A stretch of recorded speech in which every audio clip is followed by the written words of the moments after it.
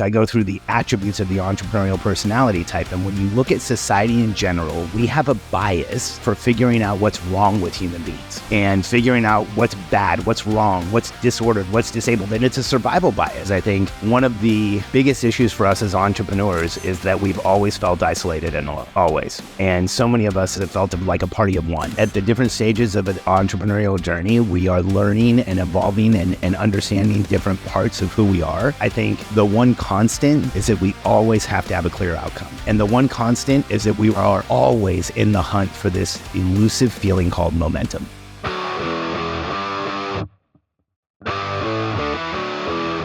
So Alex, I am so excited to have you here. Listen, man, I feel like it's been a good decade that I've had the pleasure of hearing you, feeling your positive energy and learning from you in different communities and different areas all over the world, which has been super insightful. In fact, I'm a proud member of your program, which we're going to hear a little bit more about here shortly. But I want to hit you right out of the gates here. One of the most inspiring things that you talk to me about, and I think our listeners need to hear this, is this concept of the entrepreneurial personality type. I would love to hear, and before you jump into that, just a quick little plug, guys, here. I got Alex's book here, The Entrepreneurial Personality Type. Fantastic read. Every single listener should be having this book.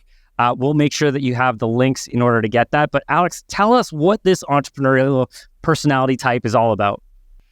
Bob, to explain the EPT, it's easier to explain the origin story about how that book came about. Probably now it's 8 or 9 years ago, I was going through some shifts and changes in my business. I was writing a book that was meant for entrepreneurs. And I was given the task of writing a book proposal. And in a book proposal, one of the things you do is you outline your market and you explain your market. And I think the limitation I was given was 300 words. And I was having this existential crisis trying to explain entrepreneurs in 300 words for real. I'm like, I don't know how to do this. I can't, I was stuck. I had that crazy writer's block. I switched from the computer to paper. Nothing was working. I got up, I went for a walk, I talked to my wife, went for another walk, and then I came back and I'm like, okay, the challenge that I'm having here is this 300 word limit. So I'm going to remove the limitation of 300 words and I'm just going to start writing and we can edit everything out later. And that was on a Saturday morning. And by Sunday afternoon or Sunday evening, I think I had written and dictated somewhere around 20,000 words. And it became that book. Close. You were close to the limit. Yeah, 300. Yeah. I'm like, my book proposal section literally became the book. And, Bob, here's why I think it was so hard for me to write. And here's why I think this stuff came out. I was always a very different kid. I didn't get along socially with other kids. I had trouble with teachers. Thank God there was 4 or 5 teachers throughout my childhood, really probably 3 or 4 teachers throughout my childhood that kind of saved my life. They understood me. But I always felt fundamentally misunderstood and confused by the world. And as a kid, I wanted to figure out this thing called success. My father was an entrepreneur, not a hugely successful one in my lifetime, but before I was born, he was. I saw people who were successful around me, and I had this feeling like I was the furthest thing from success that you could have. And I remember being with my mom at a garage sale one day. That's where we got most of our stuff when I was a kid. We were hanging on to the lowest limb of upper middle or lower middle class. And we were at a garage sale and a guy had this box full of tapes, like audio tapes, the ones that had reel-to-reel tape, which a lot of people are probably I remember those. Yeah. A lot of people are like, what is he talking about? And it had some books in it and it had $100 price tag. And I was pitching my mom on buying this thing because I felt like, man, there's books in there I want. I know who they are. There's Tony Robbins, Bandler and Grindler, Dr. Wayne Dyer, some really influential personal development stuff. And so as we're walking around this garage sale, I'm telling my mom, hey, I really need to see this. I want this, and I'm telling her all the reasons why I need it. And as we were leaving, because there was no way my mom was going to spend $100. Our budget for a weekend garage sale trip was probably $10 to $20. And the guy who was running the garage sale walked around from the table he was sitting at, grabbed the box, walked over as we're leaving, and he said, hey, you probably need this more than anybody I've ever met. And if I give you these, do you promise you'll read them and listen to them? And I said, yes. And it was incredible. But by the way, if I wasn't awkward before, starting to listen to Tony Robbins and Banner and Grindler and Wayne Dyer, like it boosted the awkwardness. Here I am, a kid in like second or third grade, and the teacher's like, we're going to write an essay. And I'm like, yes, but what's our intention? How does it connect us to the source? What, Oh yeah, you went straight weird. Yeah. Yeah. Well, I mean, I was weird, and that was just like the turbo booster. And so I started reading some personal development. And what happened was very quickly, personal development started to conflict with each other.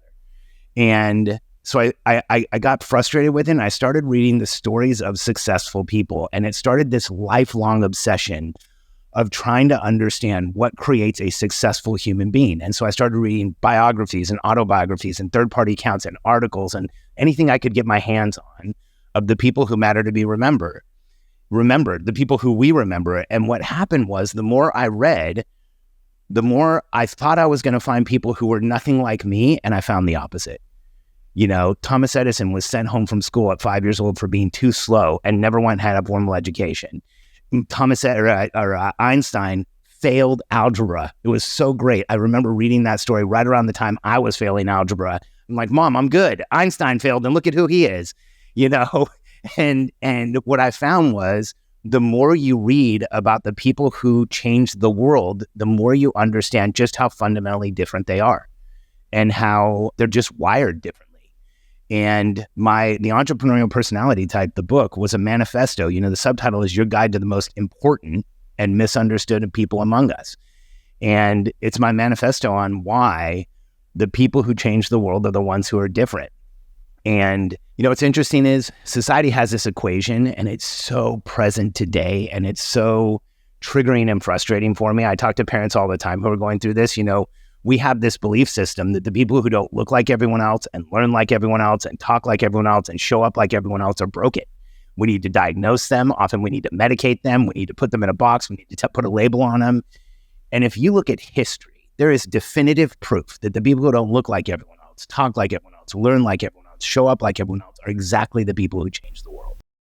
And so I came up with this concept, the Entrepreneurial Personality Type. And my belief is we are that tiny percentage of the population that gets up every morning, goes into the future, creates a new reality, comes back to the present, and demand it becomes real.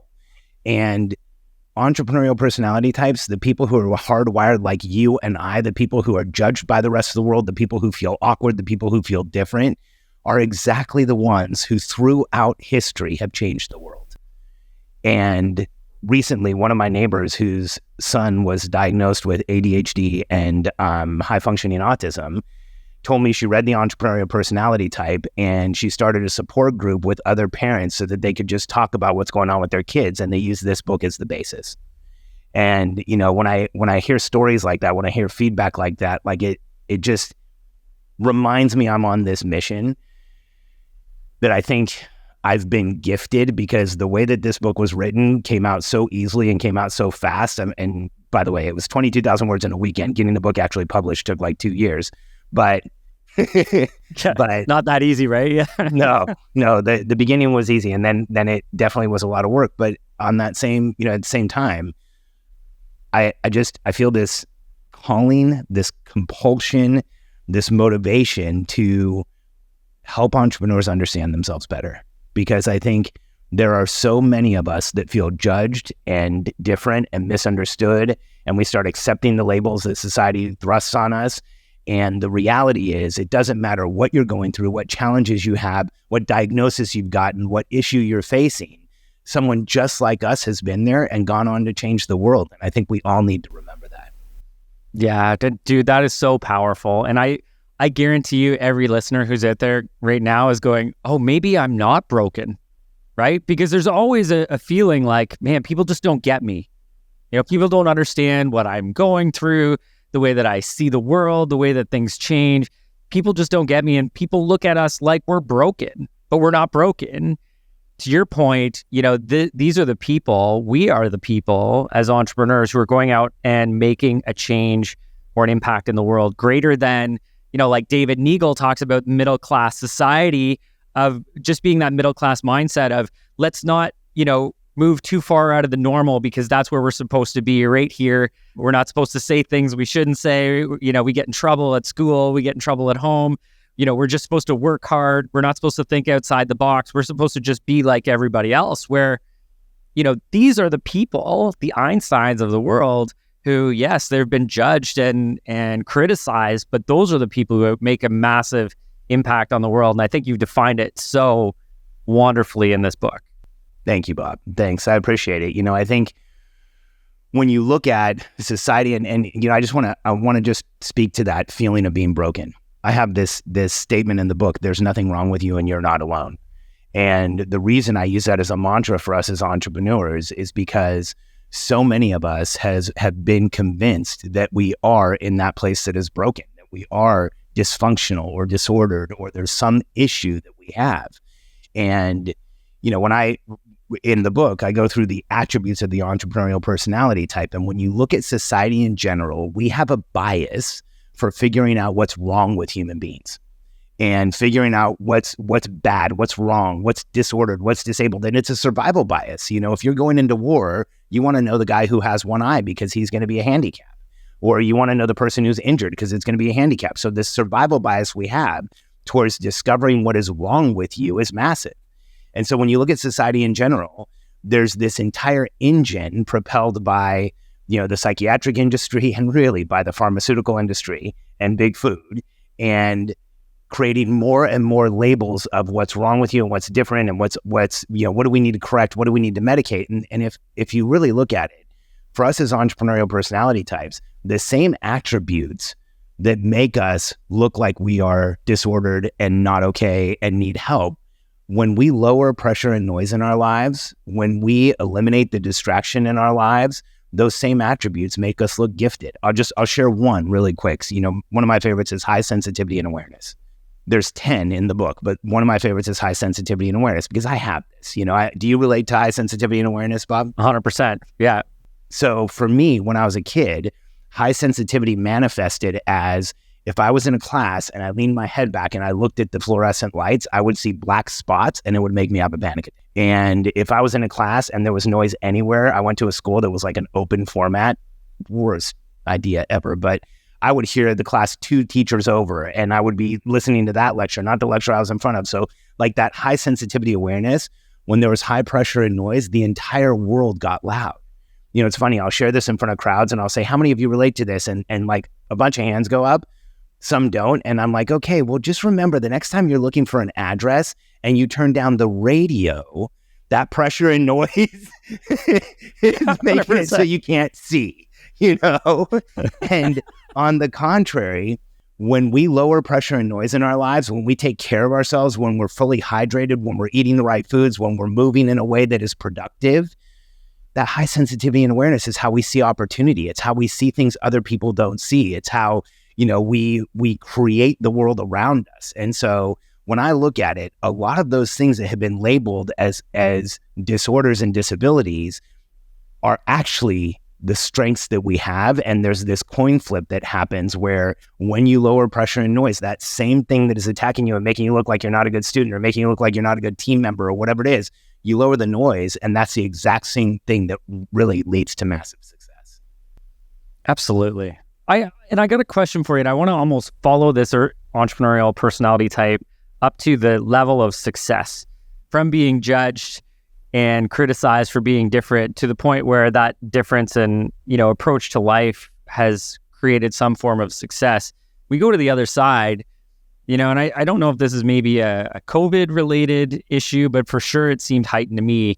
When somebody has some form of success in their business as an entrepreneur, all of a sudden that becomes a negative as well. Like how lucky people are that, like I've heard that so often. Oh, how nice it must be for you that you get to go to your daughter's soccer game. I'm like, I just worked 22 hours today, but I was able to hit my daughter's soccer game. So, what's your take on that? And maybe how can we as individuals help eliminate that noise of other people and that judgment and that criticism for even finding a level of success that's just different from somebody else? Yeah. I love that you brought that up, Bob, because I think one of the biggest issues for us as entrepreneurs is that we've always felt isolated and alone, always. And so many of us, I know I have, and so many of us have felt like a party of one. It's like, oh, there's this group over there and they all fit, and there's this group over there and they all fit, and like, I don't have that group. And it's not until we get a little older, it's not until we get some exposure, it's not until we get out there.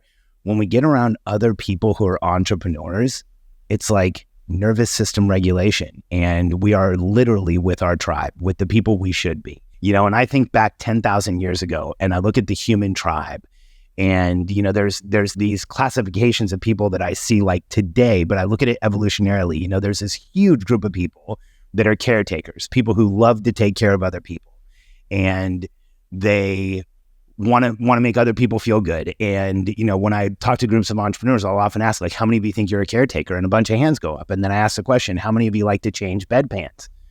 And the hands all go down. And it's because we have caretaker tendencies. But man, Bob, there are people out there who really love changing bedpans. I've talked to them. I always am sitting there thinking, no, me neither. Me neither. Like, if I'm changing a bedpan, I want to know why I didn't write a check. And, and get out of that. And then there's this other group of people. They're communicators. They love to talk. They love to express themselves. They love to like be in conversation with people. And, my qualification question for communicator is, do you enjoy small talk? And, I'll ask that same question. A bunch of hands goes up. Oh yeah, I love to communicate. Small talk, not a chance. Whenever I get into a small talk conversation, I'm like, do I fake a heart attack or stab myself in the leg to get out of this? It's one of the most difficult things, right? But communicators will have a 45-minute discussion about a 30-minute TV show. And I can't even, I can't even hook in. Even if I'm standing next to them, my mind's in 100 different places. And the third group of people that I see out there is the coordinators. They're the people who love contracts, not because there's a deal on the other side, but they love the contract and they love the details and red tape and like rules and structure. Entrepreneurs do not often think that they're one of these, but when you look at it, there's a huge population of people out there and we need them. And my qualification question for that is, do you like being on committees? And entrepreneurs will always put their hands down. And if you look at our evolutionary tribe, we have these caretakers and coordinators and communicators. What's missing? The way I look at it is, it's the evolutionary hunter. It's the person who 10,000 years ago, you, me, and the other people just like us on the tribe would gather up sticks and stones in the morning and go out and make sure the human tribe survives. And go out and kill something and bring it back. And, when I look at why so many of us feel broken as entrepreneurs, it's because there's no hunt anymore. There's the energy that we have in our body, the millennia of programming that we need to get up every day, go on the hunt and make the human tribe survive is what causes that restless agitation that we feel, that anxiety, that feeling that everything has to happen all at once and right away.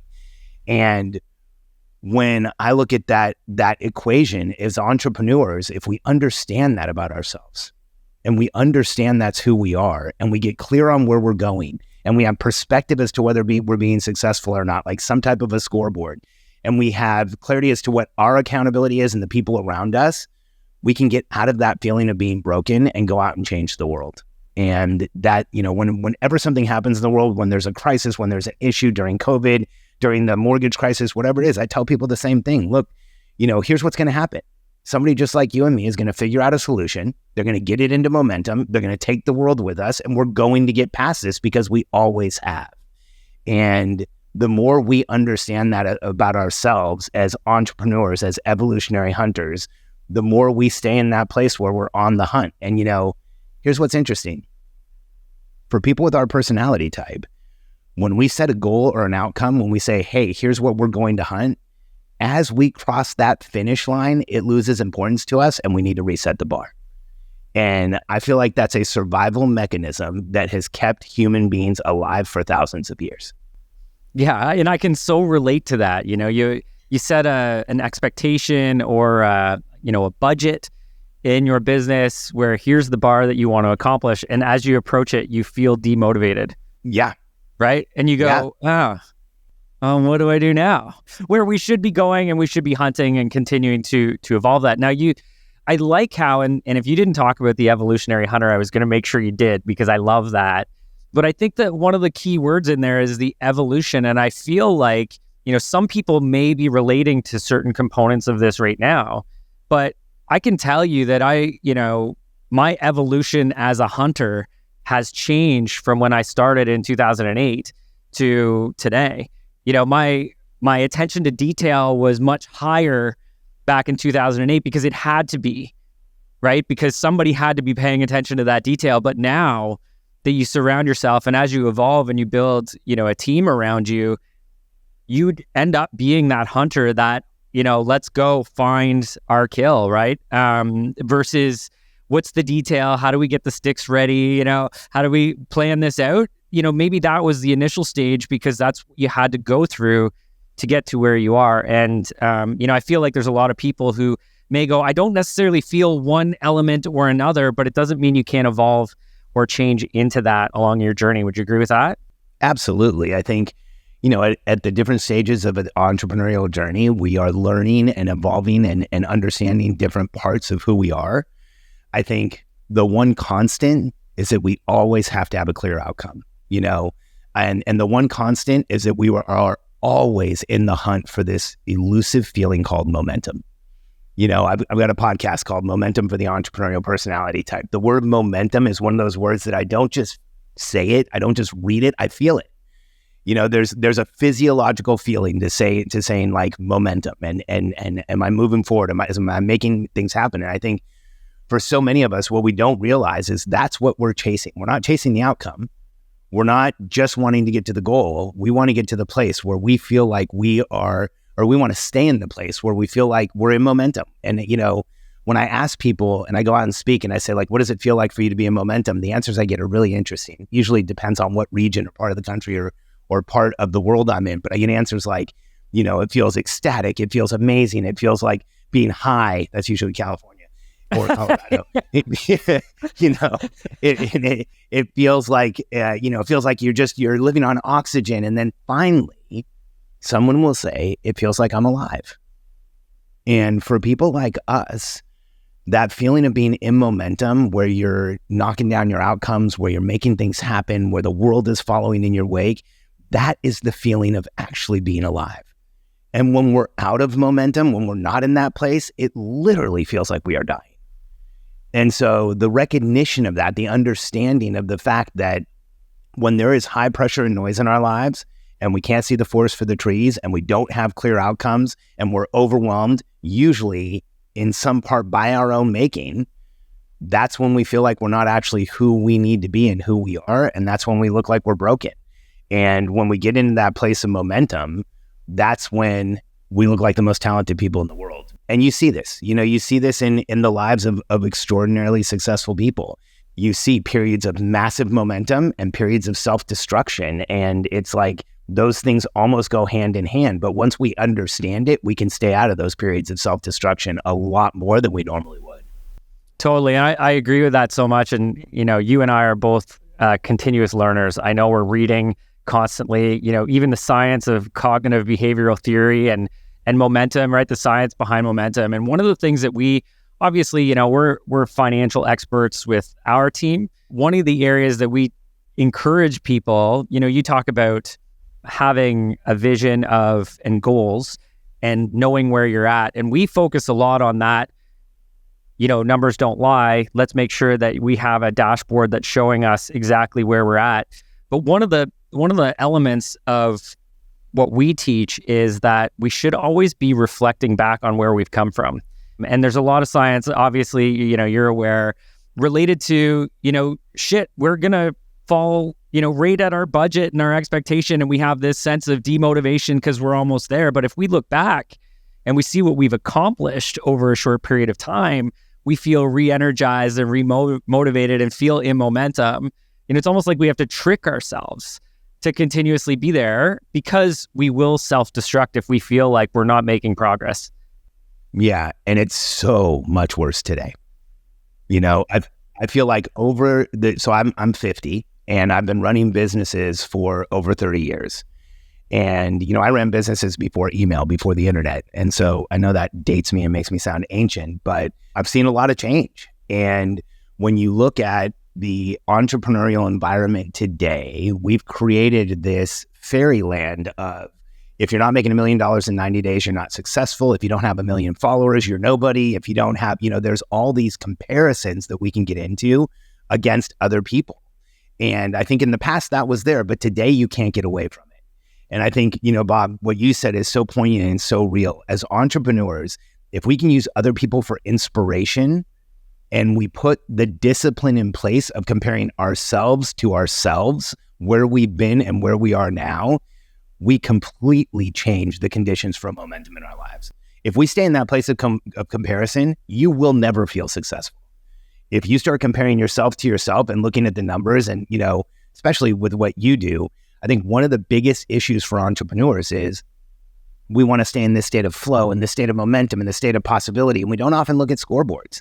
We don't often look at real numbers and say like, hey, what progress have we made here? And when we do, it's one of the things we focus on in our program at Simple Operations. We help visionaries start really looking at the right things to understand just how much progress they've made. And what ends up happening is they go from this place of dissatisfaction and frustration and almost a level of irritation with themselves to this place of, hey, I've really come a long way. And if I did this in the last year, what can I do in the next year? And if I did that in the next year, what could I do in 10 years? And suddenly we see businesses go from being plateaued and stalled and frustrating and not growing to exploding. Absolutely. And you know what, this ties into something that I know we wanted to talk about. Again, I'm a proud member of Simple Operations and the systemization that, we've learned and how to implement that and how to create what you coin as a boring business. And, it was something when you said that to me, it resonated because I think us as entrepreneurs, we're always, catching butterflies and reaching for what's the next idea. But, in our last sort of in-person session, you talked about, the intention here for entrepreneurs is to almost have a reality check here and say, we don't need to constantly change everything every moment. Stability is good, and creating a boring business is exactly the intention of what we should be looking towards. Do you want to elaborate on that? Absolutely. In our last in-person session, I'll bring everybody into the conversation we were having. There was a lot of talk of wanting to execute projects immediately and needing everything done all at once and right away. And, one of the things that I teach and I talk about and I point out to entrepreneurs is that if we're willing to delay gratification, it's a superpower. Because we have this, the only timing that's acceptable to the majority of us is all at once and right away. And it just doesn't work. All at once and right away. That's me. Me too. By the way, this is a discipline. I often call this coaching inception. As I'm talking and coaching somebody else, I'm like, oh, dude, you need to listen to yourself. I look at every time I'm coaching, every time I'm helping somebody and I think, what part of this do I need? Because this is just as much an opportunity for me. And in that session, I asked everybody, like, why did you get into entrepreneurship? And I wrote them on a board. And the words that we got were things like freedom, income, possibility, being able to do whatever I want, being able to travel, time with family, time for health, all these different things, impact, contribution. Nowhere on the board did it say, I want to launch a new project every day. And I let everybody finish. I let everyone in the room completely finish. And I said, okay, so now let's take a step back and let's look at this board. How do we get here? We get here by building a business that is predictable. We get here by building a business that is stable. We get here, and I always hesitate to say it, but we get here by building a boring business. And here's what I mean by that. A boring business is one where all the customers are taken care of and you're not putting out fires. A boring business is one where there's process, structure, and routine that runs the business, not personality that runs the business. And a boring business is one where everybody understands what they're doing and they do it every day. And, so many entrepreneurs come to me and they have whatever size business they have. If they're in the 6 figures, they always want to go to multiple 7 figures. If they're already there, they want to go to 8 figures. If they're already at 8 figures, they want to go to multiple 8 figures. When entrepreneurs commit to a stable, predictable, process-run business, that's when they get into those numbers. And we have this track record. We worked with over 400 businesses at Simple Operations, and that's a good number, but it's a very small population in the entrepreneurial world. But the percentage of those businesses that have gone from one tier to another is like 70, 80%. Either 6 figures to 7 or 7 to multiple 7s or 7 to 8. I mean, we have dozens of businesses that have gone from 7 to 8. And when you look at the numbers in the world, that just doesn't exist. How'd they get there? Through this thing that we fight as entrepreneurs. We fight process, we fight structure, we fight routine. But if you're willing to accept a minimum effective dose of that into your life, that's when you really start making the contribution, the impact, and let's get real, the income that we all want. For sure. And now I'm going to just share my personal story in here too. So we joined Simple Operations and Alex and his team back in, I think, May. And part of it was, and guys, you've probably felt this, and Alex, I'm going to get you to talk about this in a minute, which is the different stages of growth and the evolution of a business and the different challenges people face. But what I can tell you as a synopsis from my perspective is the bigger you get, right? Now, our team is around 90 plus people right now. The bigger you get, the more important those systems are, because I remember back in, I'm going to even say 2015, 2016, we had 15 or 20 people as part of our team. So things have changed. But at 15 to 20 people, I could still put everybody on my back and go, okay, guys, here we go. We're going to go across this finish line. But when you start growing beyond, the capability of you pushing everybody across the line, it can't happen anymore. People have to come with you and they have to, make their own contribution to it. So as we joined, we're learning about the implementation of some key systems and some operational aspects that are helping make our business a little bit more boring. But even after this session, even after this in-person session, I know we had, and I can't remember whether it was a meeting with Alex or Katie, and I brought my COO, Derek, and Derek, I hope you listen to this because this is me admitting fault. And it happens often, but I just want to tell you this. So I'm like, Derek, I think we can get all of this implemented by August 31st and we're ready to go for September. And yeah, let's go. Let's change all these things. And then we're in high growth mode and we, hit 2024 in a big way. And Derek's like, Bob, it's just not that easy. We have to take our time with this. We have to get it right. I'm like, of course, get it right, but do it faster, and I was like, okay, here's what we're going to do. We're going to go meet with Alex and Katie and they're going to tell you that you need to go faster. And I remember we walked in, well, we didn't walk in, it was a Zoom call, but we get into the Zoom call and I was like, okay, so how quickly can we get this done? And it was like, holy, okay, you've got 90 people to go through this. You're at least, 7-8 months to get through the majority of this. And I was like, huh. So as the entrepreneur, we're always wanting to push that limit. And I guess my point of this, Alex, is can we talk about managing the expectations of growth as an entrepreneur, right? I know for me, I'm always constantly looking at growth for a few reasons. One, we want to help more people, right? And I'm constantly reinvesting, hiring team members so that we can help more people because really, at some point, the money isn't as important as everything else. It's like, how do we really make a drastic change here? And as we help more people, we continue to evolve our team, and I want to continue to provide opportunity for my team so that they can continue to evolve and develop and become the best version of themselves. So I need to continue to have growth. Otherwise, I'll lose those people because there's not enough opportunity for everybody. So I'm constantly going, let's go 100 miles an hour here, please and thank you. And then, the reality sets in to say, listen, we want to create a boring business because that's what's going to help the most amount of people. It's going to give the most clarity to your team so they know exactly what they're responsible for so that you guys can continue to evolve the way that you're meant to. Thoughts, concerns on that, Alex? Is that fair? 100%. So this is all psychological conditioning for us as entrepreneurs, Bob. When we go back to when you started your business, I think you said it was 2008, right? 2008, yep. 2008. Great time to start a business, by the way. I know, Jesus. Way to go. Yeah, no big deal. Time means everything.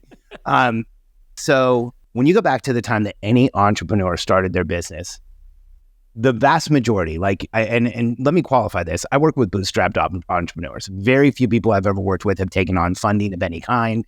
Sometimes they do have small friends and family investments, but I don't work with the people that go out and get $10 million to grow a business for the most part. I work with bootstrapped companies and that doesn't mean they can't become $1 billion or $100 million companies. Like Alex and Layla Hormozi created a business that's going to pay them 9 figures over time in their exit. Russell Brunson, again, probably $1 billion valuation at this point, but no investment at all throughout the whole thing. And when you go back to the origins of any company for an entrepreneur, here's the reality. This This isn't conjecture. This isn't guessing. I can tell you that in 100% of cases, the entrepreneur is doing everything. And we do everything as fast as we can, and then we start to experience some success. And then we go as fast as we can, and we experience more success. And as fast as we can, and more success comes out of it. And then what happens is this psychological conditioning gets us in a trap of two things: doing everything and going as fast as we possibly can.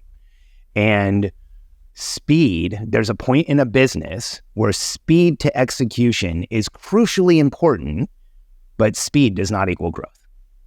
In fact, in a lot of cases, when we create the right expectations, especially with a larger population on a team, when we create the right expectations, when we're willing to slow down and do things right, when we're willing to have proper change management throughout a whole population of people, when those things are allowed to develop over time, that's when we see companies go from stuck in between 1 and 2 million to literally, I mean, I'm thinking of Daniel Rosen right now with Credit Repair Cloud, stuck in between 1 and 2 million for almost a decade, and put some structure, put systems in place, changed expectation, was willing to slow down and really like create some bigger outcomes, goes from 1 to 2 million to over 30 million in 3 years.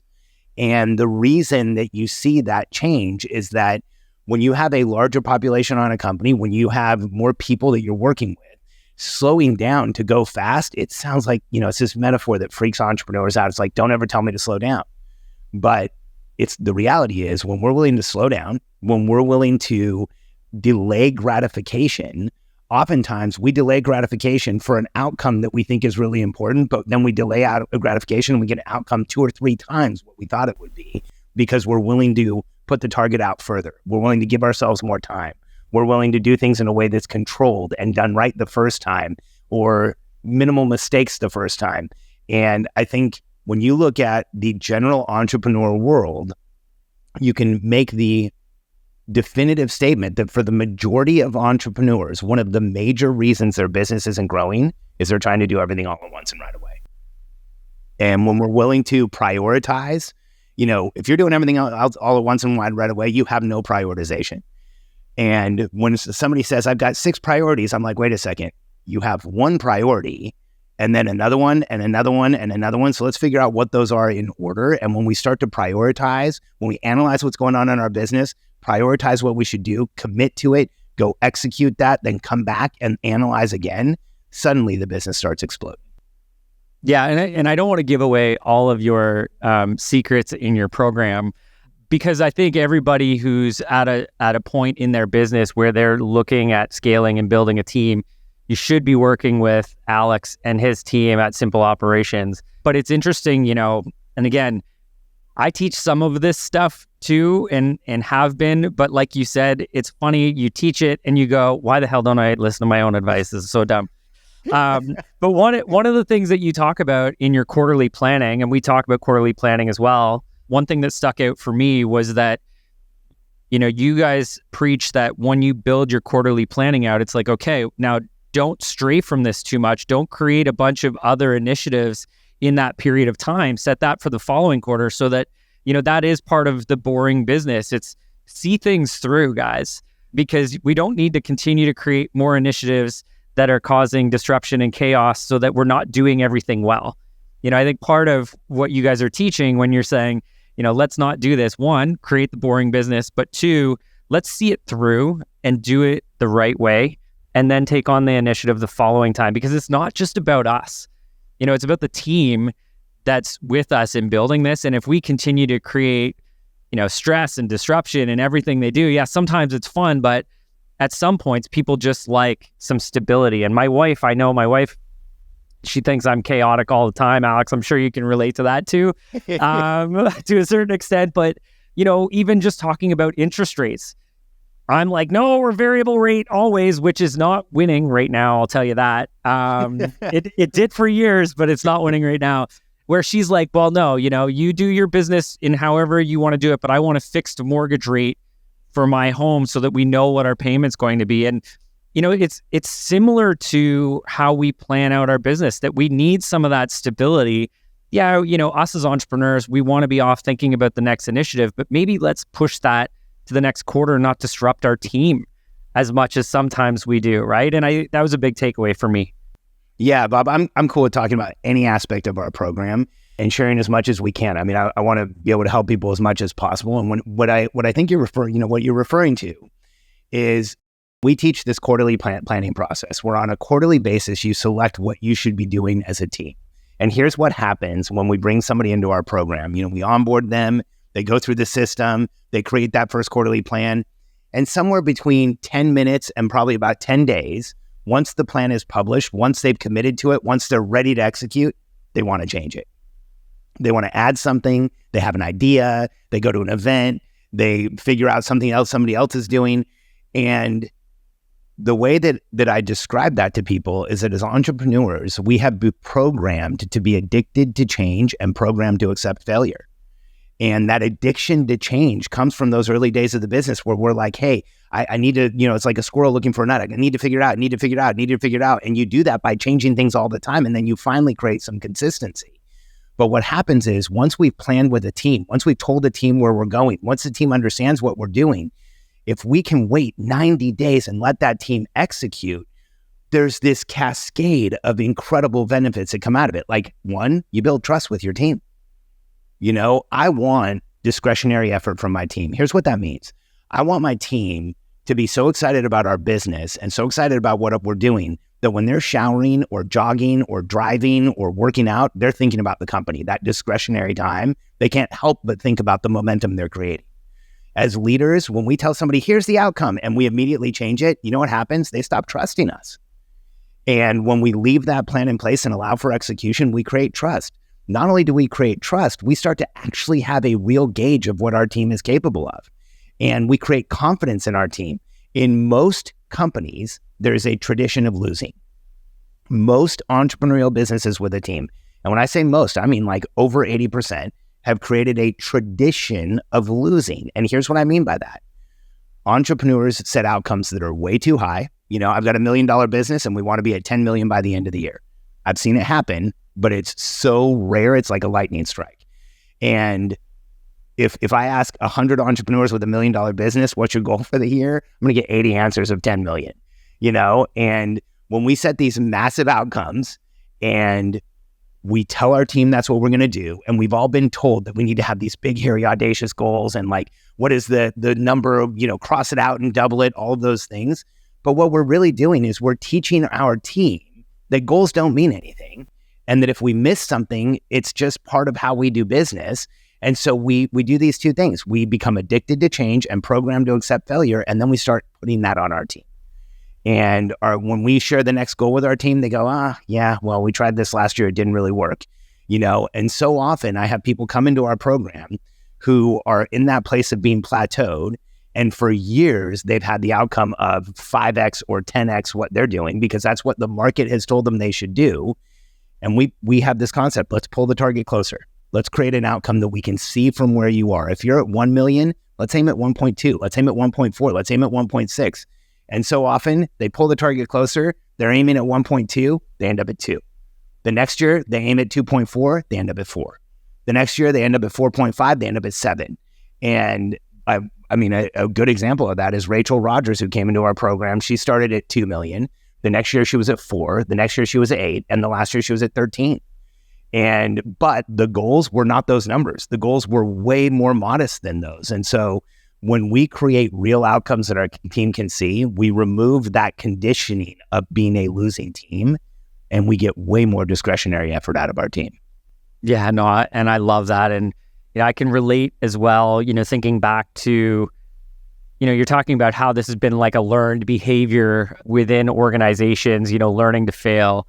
But early on in organizations, and this is maybe a lead into talking about different stages of a business and the different challenges we have at different stages. But, I remember my first year, I think we did $220,000 of revenue. That was my 2008 number. And I think, we did 250 in 2009. So we've transitioned quite a bit from there. But again, not a great time to start, Alex. Growth was a little bit of a challenge in 2008. By the way, the fact that you grew at all was a big deal back then. Exactly. And it felt great at the time, to be honest. But, I think we went from, 250 to 450. It's easier when, you're smaller to get higher percentage growth rates. because again, you as one individual are pushing it across the line. You can accomplish more in short periods, but the expectation isn't that you can continue to double every year.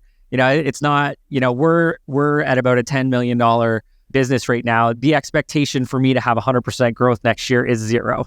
We have to realize that we have to, but versus 2008, I was like, yeah, no, we should be able to get 100% growth just based on having boots on the ground and networking and shaking hands and kissing babies in 2008.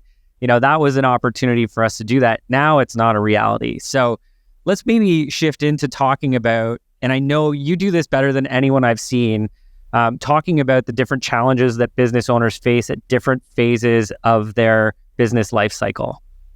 The challenge is that as business owners, at each new stage of growth of our business, the requirement is that we change behavior. And one of the hardest things for us to do as entrepreneurs is behavioral change. And, I said this earlier, I think the reason why so many businesses in the United States stay small, so many entrepreneurial businesses that have opportunity don't grow, is there's a lack of behavioral change. There's a lack of I'm going to go from everything all at once and right away to prioritizing, to putting outcomes out there, to pulling the target closer and really getting this team to work together. And Bob, what I see all the time in the scenario you painted of we have a $10 million business, we're putting structure in place, we're creating realistic goals. I mean, there's been more than once where I've seen a business at that level double in a year, but the goal was 11, and it's because we're doing the right things to make that happen. And so when you look at the general stages of growth, I have this framework called the Billionaire Code, and it's the 9 levels we go from 0 to 100 million. You can download it on billionairecode.com. It'll give you kind of an outline of the true path to business growth. But I don't want to go through all 9 levels. We don't have time right now. But if we just look at some generalities, in the early stages of business, it's all about you. It's about how much can you do. It's about how grounded are you. It's about what decisions you make. It's about you literally being the most important person in the business. You will always be the most important person, but in the early stages, you are the entire growth engine of that business. So it's about process and morning routines and setting outcomes and taking care of yourself and staying hydrated and sleeping well. Sleep is an entrepreneurial, it's a gateway drug to success. And so many of us don't even understand that. And then as the business starts to grow and you have a team, now it's about you being able to permanently delegate to that team, to getting people to take things off of what you're doing so that you get your time back so that you can do more important things. And then as the team grows, it goes from this skill of delegation to this skill of leadership, being able to lead the entire organization and create outcomes for the organization. And the example you gave earlier was so good, Bob. I have this concept that we need to go from personality-run businesses to process-run businesses. Personality is when we show up every day, tell everyone what to do, check that it got done, tell them what to do again. And by the way, you can grow a pretty successful business doing that. It's also exhausting. And when we have a process-run business, we create clear outcomes, we coach success along the way, and we get massively leveraged results. Our people grow, our company grows, we have more contribution to the people that we're working with, we have a way bigger impact. And when we go from personality to process, it's this shift that is so hard for entrepreneurs because it goes from me to we. Because now it goes from how can my team get me ahead to how do I get my team ahead? How do I coach them? How do I help them? There is a point in running an entrepreneurial business where your ability to lead, grow, and manage a team is your ability to create success, especially sustained success. And, those shifts are not easy for us to make, and they require process, structure, and routine, which as entrepreneurs, we fight process, structure, and routine. And, I want to share why I think that is, because I think sometimes when entrepreneurs hear this, they go, oh, maybe I need to really think about this and stop fighting this. Here's what it was for me. Growing up and throughout my life, every system, every process, every structure I was a part of, I was either gaming the system or surviving the system, but I never felt like it was built for me. Never. And so when somebody says process, structure, and routine, it's like I'm running from it. I'm running from the school schedule. I'm running from getting picked up by the bus. I'm running from working in an organization where I wasn't seen or I wasn't heard.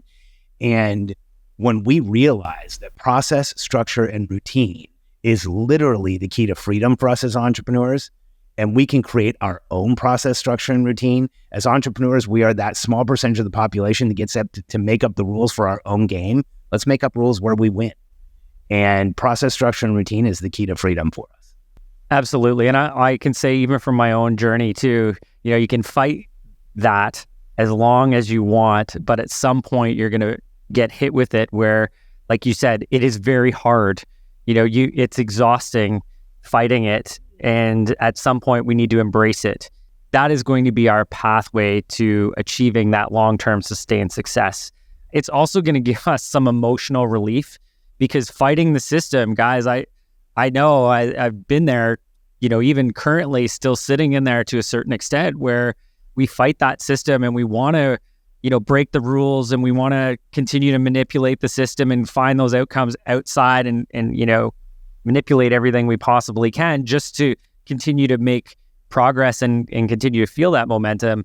But it's really just fighting what needs to happen, which is that systemization and creating processes and building that boring business. Because, to Alex's point and even some of his case studies, seeing the success of people who have finally got these systems in, it takes this relief off. Now the team is unpacked and is really powerful without it being all on one individual. And, the expectations of what your growth are have to be pulled back, pulled closer, like Alex talks about, but doesn't mean that you can't surpass them.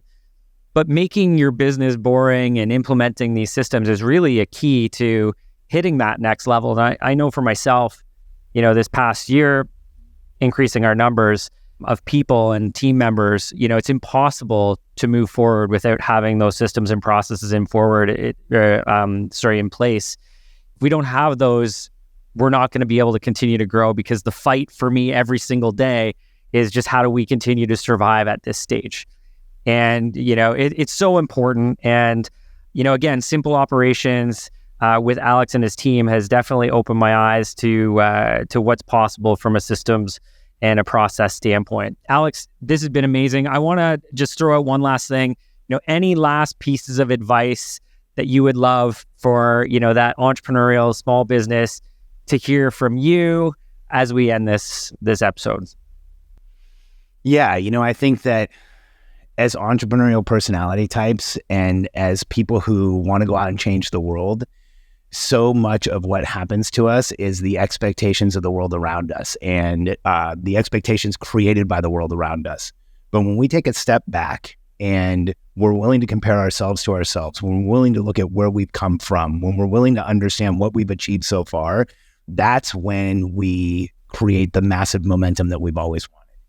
And I think that we live in a world today, like I said earlier, where if you want to live in a world of comparison, you can take yourself out of momentum every day over and over again. Use other people for inspiration. Use yourself for the comparison to understand if you're creating success. And just remember what I said earlier. It doesn't matter what's going on for you, what challenges you have, what diagnosis, disorder, what issue. Don't let those things defeat you. In my study of successful people, it blew me away how often the people that were least likely to do anything were the ones who actually changed the world. Helen Keller was born unable to hear, speak, or see, and she went on ahead to change the world for people who are disabled. Like anybody, anything you're going through, somebody just like us has been there and overcome it and gone on and been able to change the world. And just remember, when I say there's nothing wrong with you and you are not alone, there's nothing wrong with you. You can overcome anything that you need to as an entrepreneurial personality type. That's who we are. That's what we do. And you are not alone. There's a world of entrepreneurs out there that if you're talking to people who are discouraging you or telling you you can't do it or telling you shouldn't do it or telling you you're too much or you need to sit down, slow down, and stop making everybody else uncomfortable, get around your tribe and everything will change for you. And we'd love to have you in our organization, and you can come to our events like Bob did and be surrounded by people who will understand you, will support you, will validate you. And if you're not part of a community, I would suggest you find one that you are. Absolutely. Alex Charfen, entrepreneurial personality type. Let's get that in focus there. The billionaire code, simple operations. Alex, thank you so much, my man. Always thrilled to have a conversation with you. You continue to inspire me and so many people. So thank you for what you do. Guys, if you like this episode, make sure you leave a comment, follow us, follow Alex, check out his Momentum podcast as well. It's incredible. It's definitely on my list. Thank you, Alex. I appreciate you so much. Thanks, Bob.